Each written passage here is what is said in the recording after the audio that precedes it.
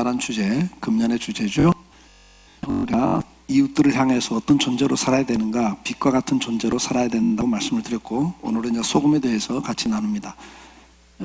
소금에 대해서 이야기를 하시면서 마태복음 5장에서는 이제 그 산상보훈이라고 그러죠. 5장은 산상보훈이에요. 5, 6, 7장이 예수님의 제자들을 따로 불러놓고 설교하십니다. 근데 팔복을 이야기한 다음에 이 소금 이야기를 해요. 빛과 소금 이야기를 합니다.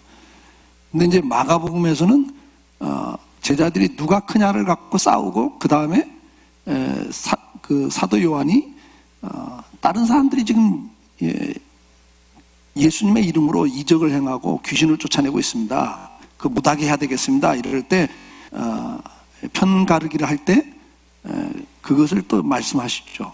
그거 말씀하시면서 이제 소금 이야기를 하시는 거예요. 앞에 이제 배경이, 그런 배경이 있습니다. 그래서 이제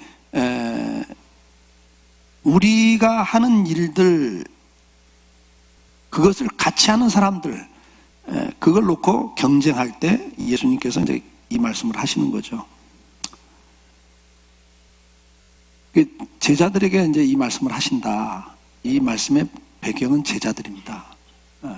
그리고 그 제자들에게 하시면서 특히 너희가 세상과의 관계 속에서는 존재가 이런 존재다 하면서 예를 들 때 이제 빛과 소금 예를 드시는 거죠. 앞에 이제 설명드렸죠. 이 소금이라는 것이 우리나라 소금하고는 다른 개념이에요. 제가 그 헝가리 집회를 갔을 때 거기 그 유명한 소금 강산이 있더라고요. 광산. 근데 뭐 그게 땅속으로 수킬로예요, 수킬로. 그 땅속으로 키면 우리 석탄 캐는 애들이 소금을 캐내요. 그거가 왜 유명한가 그랬더니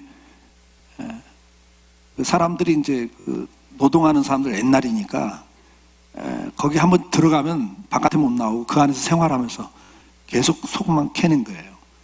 근데 이 사람들이 그 안에서 소금을 이렇게 캐내면서 모양을 만들었어요. 방도 만들고, 그 다음에 채풀, 예배 땅도 그 안에 만들어놨어요. 그리고 강대상도 소금이죠. 파내면서 이렇게 모양을 남겨놓는 거예요. 이렇게 쭉. 그게 유명한 거예요. 그래서 거기를 들어가 봤죠. 그러니까 그 안에서 소금 평생 들어가서 바깥에 못 나오고 그 안에서 먹고 자면서 소금 캐내는데, 그 안에 그런 생활 시설들을 뭐 예술품이죠, 하나의. 그래서 그 유명한 관광지더라고요. 이제 집회 끝나고 거기 한번 가보자고 하면서 참 감동을 받았어요. 야, 이런 열악한 상황 속에도 이렇게 예배 드리려고 채플을 만들어 놓고 예배했다는 걸 참 볼 때 너무나 감동이었습니다. 근데 예를 들면 그렇게 소금을 캐내는 거예요. 그러다 보니까 이제 불순물들이 많이 섞여 있죠. 그러니까 순도가 높은 건 쓰고 이런 불순물이 많이 섞인 건 버리는 거예요. 그 말씀을 하신 거예요. 예를 들 때 지금 이스라엘 백성들은 특히 사해근방에서 나오는 소금에는 석회분하고 유황 성분이 많이 섞이거든요. 근데 많이 섞인 건 버려야죠. 그래서 누가복음 14장 34절에 가보면 이 소금을 이야기하면서 이렇게 표현해요. 같이 읽을까요? 소금이 좋은 것이나 소금이 만일 그 맛을 잃으면 무엇으로 짜게 하리요? 땅에도 거름에도 쓸데없어 내버리느니라. 들을 끼는 자는 들을지니라 하시니라. 이게 버릴 수밖에 없는 소금들이 있는 거예요. 이렇게 이제 다른 성분이 많이 섞였으면 맛이 제맛이 안 나고 또 냄새가 또 안 좋기 때문에 음식에 쓸 수가 없죠. 이런 소금을 예를 드시면서 말씀하는 거예요. 여기 이제 전제가 있죠. 너희는 소금이 되라가 아니에요. 이미 소금이다. 예수님이 제자가 됐으면 이미 소금이다. 근데 불순물이 섞이면 맛을 잃어버린 거예요. 그러니까 불순물을 제거해야 되겠죠. 우리 속에 있는 불순물을 제거하자면 우리도 역시 쓸데없는 제자 역할을 제대로 못하는, 맛을 낼 수 없는, 버려서 사람들이 밟을 수밖에 없는, 우리가 교회가 맛을 잃어버리면 성도들이 세상에 나가 살면서 장로님이라고 하는 직장인들이 다 알고 동료가 알고 있어요. 장로님, 집사님, 권사님 그러는데 도대체가 맛이 안 나. 그러면 이게 이제 기독교가 개독교가 되는 거예요. 악의적으로도 말하는 게 있지만은 우리가 실제로 맛을 잃어버리면 사람들이 짓밟아 버립니다. 오늘 우리가 어떤 존재인가, 그걸 다시 한번 생각해 볼 시간입니다. 자, 오늘 주님은 이 소금을 이야기하면서 특별히 지금 그 배경이 누가 크냐를 갖고 싸우고 있는 제자들 앞에서 이 말씀을 합니다. 그리고 우리가 하는 일을 누가 다른 사람이 하는데 이걸 못하게 막아야 되겠습니다. 그럴 때 주님이 하신 말씀이에요. 왜 이 말씀이 우리에게 주어질까요? 사람은 죄를 짓고 난 다음에 에덴 동산에 죄가 들어오면서 이 죄가 지배하는 타락한 인간의 가장 큰 특징이 뭐였습니까? 먼저 나무로 이파리로 부끄러움을 감추는 거였습니다. 우리는 원래 창조받을 때 자존감이 있어요. 하나님의 제일 걸작품, 가장 영광스러운 존재거든요. 피조물 가운데. 근데 죄가 들어오니까 결국 어떻게 전락이 돼요? 자존감이 다 무너진 거예요. 열등감이 생겨요. 그리고 하나님으로부터 버림받음에 대한 큰 상처를 갖죠. 죄 때문에. 그래서 거기에 나온 반말이 뭡니까? 반작용이 뭡니까? 인정받고자 하는 강한 욕구를 우리는 갖고 살아요.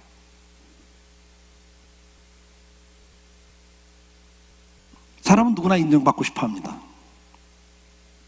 창세기 4장에 보면 4절 5절에 보면 가인과 아벨의 이야기가 나옵니다. 같이 읽어볼까요? 아벨은 자기 양 첫 새끼와 그 기름으로 드렸더니 여호와께서 아벨과 그 제물은 받으셨으나 가인과 그 제물은 받지 아니하신지라. 가인이 몹시 분하여 안색이 변하니 그래요. 우리가 성경에 보면 인류 역사가 시작되면서 바로 죄가 들어오니까 부부간에 갈등이 생기죠. 아담과 하와가 서로 비난하죠. 책임을 전가시키죠. 원망하죠. 이게 조금 더 발전하니까 형제지간에 경쟁을 해버려요. 여러분, 제사라고 하는 것은 하나님께서 타락한 인간에게, 그래서 부끄러움을 감추고 나무 그늘 밑에 숨어있는 아담과 하와를 불러내시죠. 그리고는 가죽옷을 입히십니다. 그래서 여러분, 아벨이 양을 갖고 제사를 드리는 건 이미 부모한테 배운 거예요. 그러니까 아담에게 뭘 가르칩니까? 제사를 가르쳤어요. 제사 제도를 가르치는 거예요. 양을 잡아서 희생 제물을 바침으로 뭐라고 그래요? 아담에게 앞으로 여인의 후손이 이 뱀의 머리를 상하게 한다. 그래서 가죽옷을 뒤집히면서 뭘 말해줍니까? 우리의 죄를, 부끄러움을 감춰주는 거거든요. 뭘 통해서? 희생 제사를 통해서. 그래서 구약의 성도들은 어떻게 구원을 받습니까? 2000년 전에 예수님이 십자가에 죽어주심으로 우리가 구원을 받는데 구약 성도들은 어떻게 구원을 받냐고요. 분명히 노아도 에녹도 천국에 갔고 모세도 천국에 갔잖아요. 엘리야도 천국에 갔잖아요. 그럼 구약의 성도들은 어떻게 구원을 받았냐 말이에요. 죄인인데. 구약의 성도들도 그 제사 제도를 통해서 뭘 보여줘요? 너를 위해서 메시아가 와. 그리고 그분이 십자가에 죽어. 어린 양처럼 이사에 다 예언을 했다고요. 처녀가 아들을 낳을 거다. 그리고 그가 어린 양처럼, 도살장에 끌려가는 어린 양처럼 끌려가서 죽는다. 그래서 구약 시에는 제사를 드리면서 뭘 봐요? 오실 메시아를 보고 믿고 구원받은 거예요. 오늘 이 시대는 2000년 전에 오신 십자가를 보고 믿고 구원을 받는 거고. 그러니까 구약이나 신약이나 다 그들은 앞으로 오실 메시아 십자가를 믿음으로 바라보고 구원을 받고, 우리는 오신 메시아를 믿음으로 바라보고 구원받는 거예요. 그러니까 똑같이. 근데 구약은 그걸 뭘로 가르쳐 주냐면 제사로 가르쳐 준 거예요. 그래서 히브리서에 가보면 이 제사 제도가 다 뭐라고? 예수 그리스도의 예표다. 아멘? 그래서 구원 받는 거라고요. 그걸 가르쳐 줬다고요. 하나님이 연락할 예배를 아벨은 드리는데 가인은 안 드렸잖아요. 그걸 안 받으니까, 아니 동생하고 경쟁심에 자기가 밀렸다고 생각하면서 분노한 거예요. 여러분 보세요. 결론은 어떻게 합니까? 안색이 변한 걸로 끝납니까? 8절에 보면 가인이 어떻게 합니까? 그 아우 아벨에게 말하고 그들이 들에 있을 때 가인이 그 아우 아벨을 쳐 죽였다 그러죠.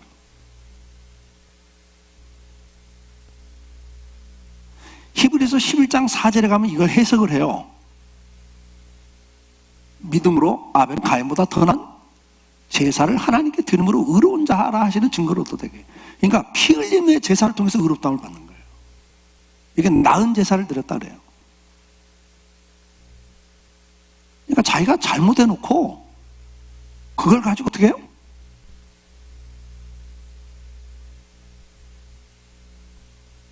아벨 때문에 내가 인정 못 받아 이렇게 느낀단 말이에요. 인간이에요.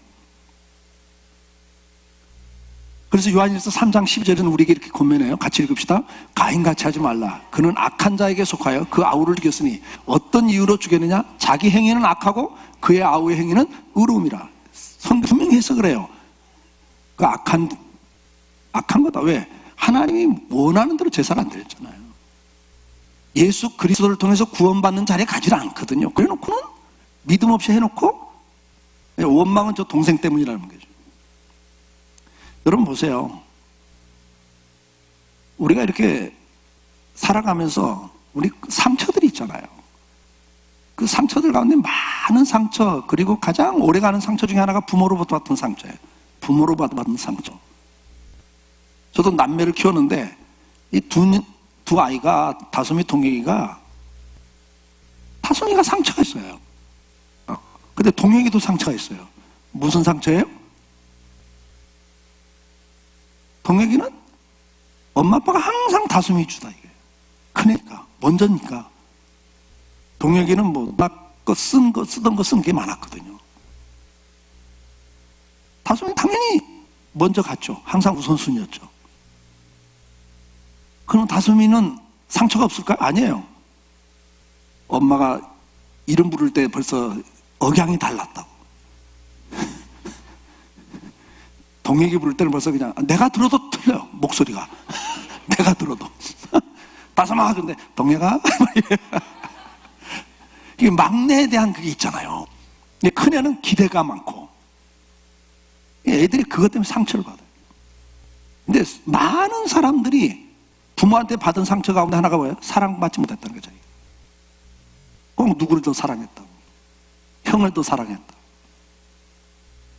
이 형제 컴플렉스가 있습니다. 이게 컴플렉스 가운데 이 형제 간에, 근데 그게 부모로 받던 상처예요. 부모로부터 인정받지 못했던 데 우선 큰 상처들이 있어요. 근데 이게 상당히 심각합니다.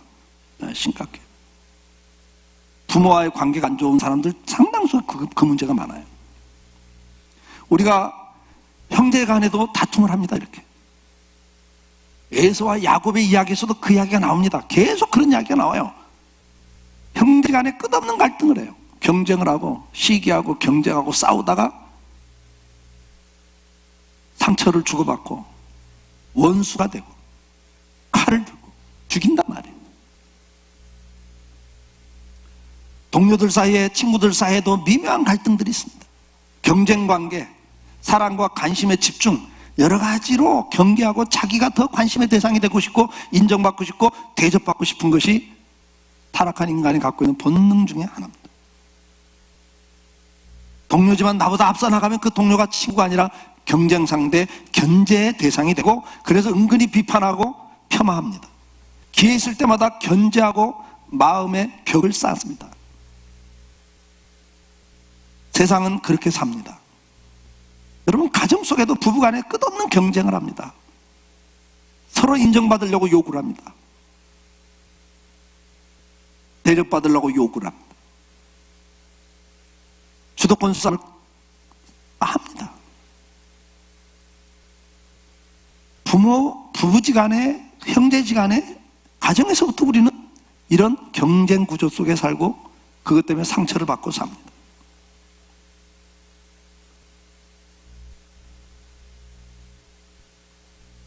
제가 이렇게 이제 가끔 후배 목사님들 만나면, 개척한 교회 목사님들을 주로 만나보면요, 교인이 한 30명 넘어가면서 50명 넘어갈 때 많은 어려움을 겪어요. 근데 이 30명, 50명 요 수준에서 제일 교회가 쪼개지는, 떨어져 나가는 경우가 많거든요. 근데 그 이유가 뭐냐, 원인이 뭐냐면 바로 이 경쟁이에요, 경쟁. 그러니까 한 20-30명만 벌써 개척해서 20-30명 모이면 그 중에 누가 주류냐, 누가 교회 주도권을 잡냐 갖고 싸우더라고요. 근데 목사님들이 이걸 잘 몰라. 그냥 사회생활 별로 안 하고 바로 신학 가고 뭐 그래버리면 이런 걸 잘 몰라요. 그러면 자기들끼리 이제 파워게임을 하다가 한쪽에 밀리잖아요. 밀리면 어떻게 됩니까? 자존심 상하잖아. 거기 계속 있으면. 싸우다가 안 되면 나간다고. 나갈 때 그냥 나가요? 저 친구하고 내가 파워게임에서 내가 밀려서, 그러고 누가 나가요? 이게 명분 싸움이고 자존심 싸움인데. 그러니까 이제 나가면서 그냥 못 나가니까 어떻게 명분을 만들어야 되니까 목사가 문제 있다, 뭐 교회가 문제 있다, 사모가 어떻다 이러면서 나가거든요. 근데 목사님들은 그것 때문에 상처를 받아요. 이해를 못하면요, 저 왜 저래? 그러면서 그래요. 말도 안 되는 소리를 하고 나간다고. 사실도 아닌 걸 갖고 극대화시키고 그것이 막 전부인 것처럼 말하고 나간다고. 상처를 받아버려요, 목사님 사모님들이. 자, 그런 걸 보면서 그런 이야기 하죠. 목사님, 예수님의 제자 12명이 싸웠어. 12명이 모였는데도 누가 크냐 갖고 싸웠다고. 그것도 언제까지 싸워요? 예수님 십자가에 죽겠다는 그 직전까지도 싸우고 있어요. 누가 크냐를 갖고. 제자 야고보와 요한은 어머니까지 동원해. 어머니까지 동원해갖고 어머니가 와서 예수님께 부탁해. 예수님이 임금이 되시면, 왕이 되시면 우리 아들 좌측 우측에 좀 세워달라고, 측근으로 써달라고. 그걸 보고 다른 제자들이 열받아가지고 저거 부모까지 동원해가지고 이게 그냥, 에? 근데 이 야고보, 요한과 야고보는 제사장 집안이거든요. 집안이 좋아요. 그 시대로 보면. 야, 이제 가문까지 동원해서 여기 다른 제자들 막 분노해가지고 막 이러는 걸 보고 예수님께서 이 말씀 하시는 거예요. 그리고 앞에서 말씀드린 것처럼 이 말씀 앞에 배경에 예수님을 따르는 이 제자들이 38절에 보면 그래요. 요한이 예수께 여짜오되 선생님, 우리를 따르지 않는 어떤 자가 주의 이름으로 귀신을 내쫓는 것을 우리가 보고 우리를 따르지 아니함으로 금하였나이다. 예수께서 이르되 금하지 말라. 내 이름을 의탁하여 능한 일을 행하고 즉시로 나를 비방할 자가 없느니라. 그러면서 주님이 말씀하는 거예요. 이런 서로 편을 나누고 우리가 하는 걸 주님 이름으로 딴 사람들이 딴짓합니다. 저 못하게 해야 되지 않습니까? 그러니까 믿음 안에 있는 사람들조차도 교회 안에서도 경쟁을 해요. 경쟁을 합니다. 그래서 마땅한 교회도 그래요. 몇십 명 모이면 그 안에서 자기들끼리 누가 주류냐, 누가 주도권을 잡냐 갖고 파워게임을 해요. 교회가 커지면 어떻게 됩니까? 저희 교회도 당회가 처음에는 장로 2분 저랑 3명, 그 다음에 5명, 그 다음에는 12명, 그 다음에 19명, 뭐 22명까지 갔는데요. 당회 안에서도 그런 문제가 있겠다 없겠다? 있습니다. 제가 34년 목회하면서요, 당회를 지금까지 하면서 가부를 물은 적이 딱 2번 있어요. 그리고는 제가 그 다음 주에 사과했어요. 이제 다시는 과부 안 묻겠다고. 왜? 가부를 물으면 몇 대 몇 그러면 나부터도 누가 이쪽이고 누가 저쪽이지? 무기명 투표를 해놓고 궁금해. 편이 갈라져요. 편이 갈라져요. 그래서 만장일치합니다. 시간이 걸려도 의견이 종합이 안 되면 좀 더 기도합시다. 좀 더 기다리면서 기도해 봅시다. 어느 때는 1년, 2년이 걸려도요, 저는 기다렸어요. 왜요? 한 마음이 안 돼서 움직이면 꼭 그것 때문에 나중에는 분열이 되더라고요. 그게 우리 인간이에요. 타락한 인간입니다. 오늘 이런 시대 속에 우리가 살고 있는 거예요. 성경은 이렇게 이야기해요. 시편 101편 5절에 보면 이런 말씀이 기록되어 있습니다. 같이 읽을까요?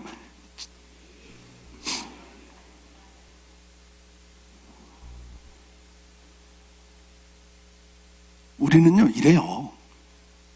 은근히 헐뜯어. 폄하해. 누가 열심히 하면 그 꼴 못 봐. 아이고, 정말 자기 집 살림이나 제대로 하면서 저러면 좋겠어? 아이고, 자기 애나 좀 제대로 케어하면서 저랬으면 좋겠어? 뭐 열심히 하는 건 좋은데 뭐 덕이 돼야지? 아니면 그 사람의 성격 갖고 이야기를 하고요. 그래서 결국은 견제하고 성도들 사이에 누가 열심히 하면 그걸 정말 기쁘게 받아들이고, 야, 나도 주님 앞에 저랬으면 좋겠다, 이렇게 영향을 받기보다는 그 사람의 영향력을 깎아내려요. 오늘 맛을 내는 걸 이야기하면서 뭘 이야기합니까? 가정에서도 우리는 경쟁합니다. 어릴 때부터 가정에서 학교 가서도 경쟁하고 편을 나눕니다. 그래서 자기 이익을 극대화시키고 자기를 보호하려고 하는 본능을 갖고 우리는 살아갑니다. 그래서 이 사회도 이렇게 갈등 구조가 심화되는 거예요. 다 끼리끼리 자기들 권리 주장하고 보장받기 위해서. 그러면 서로 인사적이나 모든 면에서 서로 도움을 주고받으면서 그러면 결국은 불이익을 당하는 사람들은 어떻게 돼요? 그게 상처고 분노죠. 사람들은 편을 가릅니다. 혼자 경쟁하다가 안 되면 편을 만들어요. 그 집단 이기주의가 나오죠. 그래서 그것이 곧 사회 갈등 구조를 만듭니다. 오늘 우리 가정이나 이 사회가 심지어 제자들인 교회 안에까지도 이런 인정받고자 하는 욕구, 그걸로 인해서 갈등을 만듭니다. 그런 세상 속에서 너희는 어떤 존재냐? 맛을 내는 존재다. 근데 그 맛이 뭐냐? 화목이다. 화목. 그렇게 이야기를 하시는 거예요. 데살로니가전서 5장 12절로 13절 말씀 같이 봅니다. 형제들아, 우리가 너희에게 구하노니 너희 가운데 수고하고 주 안에서 너희를 다스리며 권하는 자들 너희가 알고 그들의 역사로 말미암아 사랑 안에서 가장 귀히 여기며 너희끼리 화목하라 그래요. 교회 안에서조차도 너희 가운데 수고하고 주 안에서 너희를 다스리며 권하는 자들 너희가 알아줘라. 목사, 장로, 권사, 구역인도자, 교사, 여러분 알아주라는 이야기예요. 귀히 여기라고 그랬어요. 왜? 그들이 하는 일 때문에 귀히 여기라는 거예요. 그 다음에 너희끼리는 화목해라. 권면을 하세요. 베드로전서 4장 9절을 보면 뭐라고 말씀합니까? 서로 대접하기를 원망 없이 하라 그래요. 마태복음 7장 12절 말씀, 그러므로 무엇이든지 남에게 대접을 받고자 하는 대로 너희도 남을 대접하라. 이것이 율법이요 선지자니라. 맛을 내는 방법이 뭐냐니까 먼저 대접하라는 거예요. 우리는 인정받고 싶잖아요. 내가 대접받는 자리에 가고 싶잖아요. 네? 어디 가나 우리는 인정받고 싶은 욕구가 강해요. 이런 세상 속에서 네가 누굴 먼저 인정해라. 네가 가정에서도 여러분 부부간에도 인정을 하고 사셔야 돼요. 존중을 해야 됩니다. 빌립보 2장 3절은 뭐라고 말합니까? 아무 일이든지 다툼이나 허용을 하지 말라 그랬어요. 다투지 마세요, 여러분. 잘 알잖아요. 진리 문제 아니면 싸울 거 없어요. 예수가 뭐 그리스도가 아니다든지 아니면 이재력이라는 목사라고 자칭 목사가 자기가 재림주라고 하면 싸워야죠. 신천지는 싸워야죠. 그러나 그런 진리 문제 아니면 아무 일이든지 다투지 말라고 했어요. 허용을 하지 말라는 게, 내가 자존심 상한다고요? 끝을 보시면 안 돼요. 가정에서도 자존심 세우겠다고 부부지간에 끝을 봐요? 결론은 불행하죠. 불행하죠. 그러지 말고 겸손한 마음으로 각각 자기보다 남을 낫게 여기라 그랬어요. 로마서 12장 16절 18절은 이렇게 권면해요. 서로 마음을 같이 하며 높은 데 마음을 두지 말라.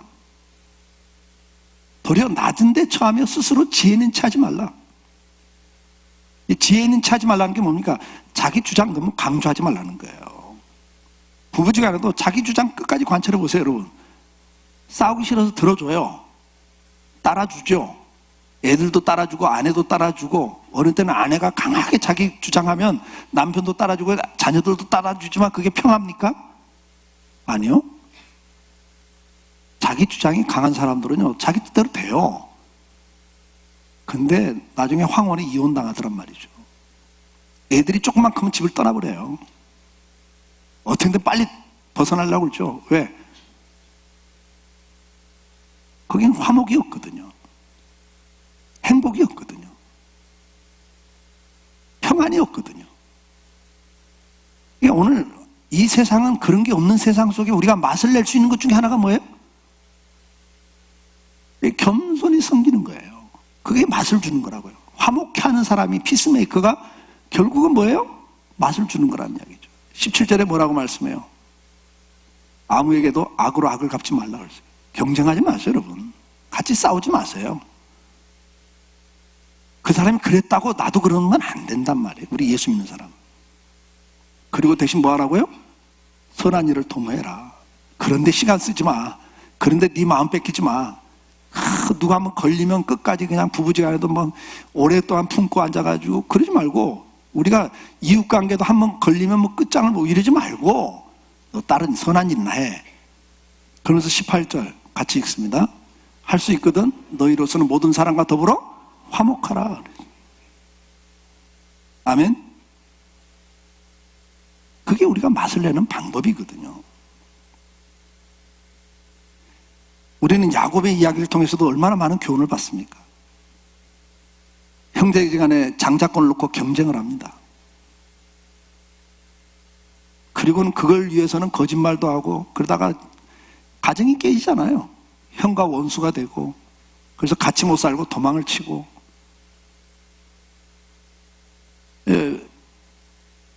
이삭과 리브가도 서로 사랑하는 아들이 다르고, 그것 때문에 서로 상처를 주고받고.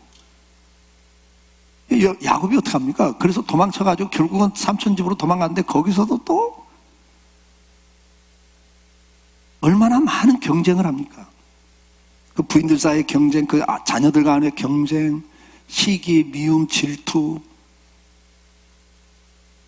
야곱은 삼촌과의도 갈등, 결혼까지 사기당하죠. 이용당하죠.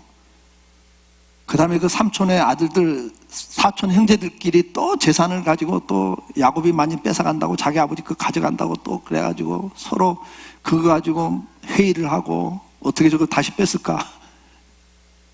끝내는 어떻게 해요? 에서도 칼을 들고 나가는데 삼촌도, 사촌 형제들도 칼을 들고 뒤쫓아오고 도망치고. 야곱이 성공은 했는데 너무 주변에 상처를 많이 줘 그래요. 경쟁하는 건 이런 거예요.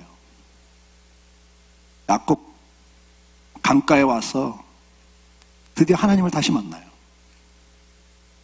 무슨 약입니까? 자기가 그렇게 쟁취하고 얻었던 것들을 다 먼저 강을 건너게 합니다. 이제 내놓고 포기하는 거예요. 에서의 칼날 앞에 다 내놓습니다. 그리고 하나님과 씨름을 해요. 하나님이 복을 달라.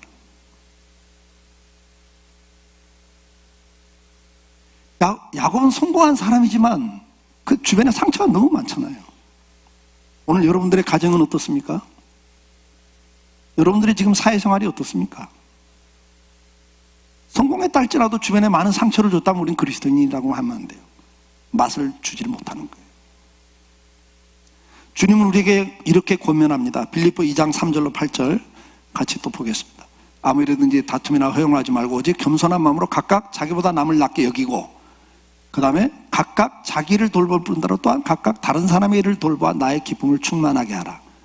너희 안에 이 마음을 품으라. 곧 그리스도 예수의 마음이니 그는 근본 하나님의 본체시나 하나님과 동등됨을 취할 것으로 여기지 아니하시고 오히려 자기를 비워 종의 형체를 가지사 사람들과 같이 되셨고 사람의 모양으로 나타나사 자기를 낮추시고 죽기까지 복종하셨으니 곧 십자가에 죽으십니다. 오늘 주님이 우리에게 어떻게 맛을 낸다고 말씀합니까? 자기를 낮추고 섬기는 거예요. 근데 그러기 위해서는 주님의 마음을 품어야 된다. 방법이 없어요. 내 마음 갖고는 안 됩니다. 주님의 마음을 품는데 그 마음이 어떤 마음이에요? 본래 하나님이신데 인간의 모습으로 내려오셔요. 종의 형체로 와요. 그리고 죽기까지 복종을 하시는 모습을 보여주는 거예요. 섬기는 거죠. 사랑하는 성도 여러분, 이번 한 주간 저와 여러분은 소금으로 살아갑니다. 맛을 내야 되는데 그 맛은 다른 게 아니고 화목입니다. 세상은 가정 내에서부터 부부간에 자녀들 간에도 시기하고 경쟁하고 삽니다. 그것 때문에 원수가 되고 상처를 받고 삽니다. 눈물이 있습니다. 그 피 터지는 싸움이 학교 가서도 계속되고 있고 그게 사회 나가서도 계속되고 있지 않습니까? 대한민국은 갈갈이 찢겨져 있습니다, 여러분. 너무 갈등이 심하잖아요. 도대체가 피곤하잖아요. 살 맛이 안 나잖아요. 평안한 데가 없잖아요. 가는 데마다 불만, 불평, 원망, 분노, 시기, 질투.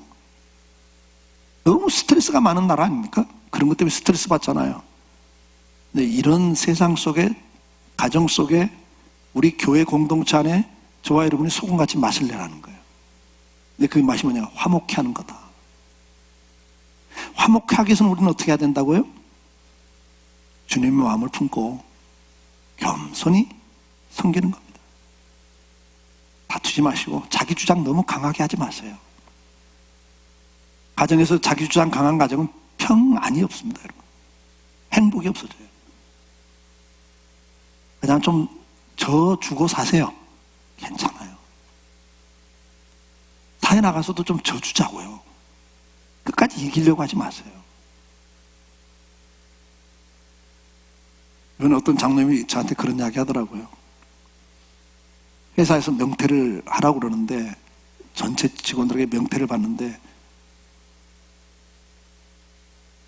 저한테 전화해서 묻더라고요. 하나님, 목사님 제가 명퇴를 할까도 생각하는데 목사님 생각 어떠세요? 묻더라고요. 어떻게 그 생각을 하십니까? 뭐 버티겠습니까? 그랬더니 버티면 버티죠. 1년 조금 더 남았는데요. 버티면 버티죠. 근데 왜요? 그랬더니 제 마음 같으면 좀 버티라고 하고 싶더라고요. 그랬더니 그래요. 제가 예수 믿는 거 다 아는데요. 누군가는 나가야 되는데 내가 버티면 취할 것 같아요. 예수 믿는 사람으로. 내가 나가줘야 될 것 같아요. 그럼 그렇게 하시라고 제가 그랬죠. 그거라면 하시라고. 다른 사람들은 실직이 되면 가정이 깨질 수도 있잖아요. 인생이 무너질 수 있고요. 그러나 우리는 아니잖아요. 하나님이 있잖아요. 믿음 안에 살잖아요. 맛을 좀 줘야죠. 똑같이 끝까지 버티겠다고 싸우고 끝까지 나는 손해 안 보겠다고 그러면 무슨 맛을 내겠어요. 맛을 잃어버린 거지.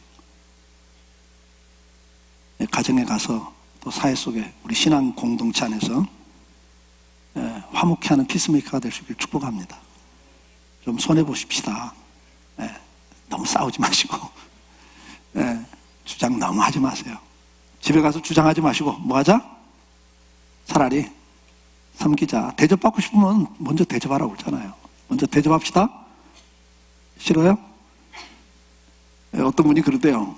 목사님, 집에서도요, 이 여자는요, 한 번 양보하면 그 다음 걸 또 요구해요. 끝이 없어요. 그래서 선을 있어야 됩니다. 그러더라고요. 맞는 말이에요. 끝이 없어, 끝이 없어. 근데 해요. 주님은 죽기까지 했다고 그랬으니까 우리도 한번 해보자고요. 아멘? 부인들도 좀, 요즘은 여자들 주장이 더 세서 난리인데, 좀 주장 그만하고, 남자 휘둘리려고 하지 마세요. 좀 순종하는 걸 배우세요. 주님처럼 순종해보세요. 가정에서부터 좀 해보자고요. 아멘? 그리고 여러분 학교 생활, 직장, 사회생활 속에서도 우리 그리스도인입니다. 하나님이 계시잖아요. 오늘 주님 마음 품고 이번 한 주간 겸손히 주장하지 말고 다투지 말고 화목해하는 성도로서 한번 살아볼 수 있기를 축복합니다. 삶아 좀 냅시다. 기도합시다. 사랑하는 성도 여러분, 시대가 소금이 필요한 시대입니다. 너무 살벌하잖아요. 너무 메말랐잖아요. 어디 하나 마음 편한 구석이 없잖아요. 가정이나 사회나 심지어 교회 와서까지 그러면 안 되잖아요. 근데 제자들끼리 싸웠어요. 누가 크냐 갖고, 누가 우리 편이냐 갖고요. 이런 세상 속에 너희는 좀 소금처럼 화목해라, 화목하는 맛을 좀 내라 그러셨습니다. 오늘 말씀 들으면서 내가 화목해야 될 부분이 어떤 부분인지 한번 그 부분 붙잡고 기도하면 좋겠습니다. 기도합시다. 사랑하는 주님, 오늘도 말씀을 듣습니다. 맛을 잃지 말라고 말씀해 주셨습니다. 그 맛은 화목이라고 하셨습니다. 주님, 오늘도 다시 한번 기도합니다. 다툼으로 허용으로 하지 말라고 하셨습니다. 인정받기 위해서 우리는 부단한 노력을 합니다. 그것 때문에 주변에 많은 상처들을 주고받습니다. 주님, 이제는 좀 더 사랑할 줄 알고 섬길 줄 알고 양보할 줄 알고 대접할 줄 아는 성도가 되고 싶습니다. 예수님 안에서, 그 누림 안에서 그 평강, 그 은혜, 그 감사, 그 기쁨을 나누고 살고 싶습니다. 우리 가정에서부터 하나님 화목케 하는 자가 되기를 원합니다. 이 사회 속에서도 화목케 하는 자가 되기를 원합니다. 이 은혜 가운데 살게 해 주시옵소서. 이제는 우리 주 예수 그리스도의 은혜와 아버지 하나님의 그 무한하신 사랑하심과 성령님의 감화감동, 역사, 인도하심이 오늘도